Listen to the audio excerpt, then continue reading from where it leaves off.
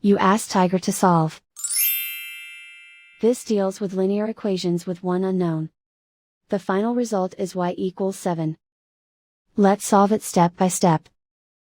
Group all constants on the right side of the equation.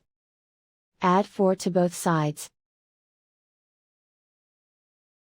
Simplify the arithmetic.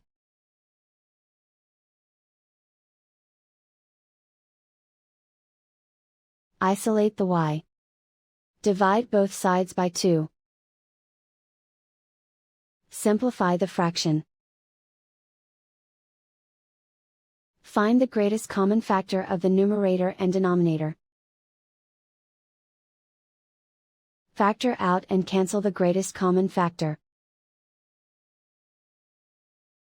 And so the final result is y equals 7.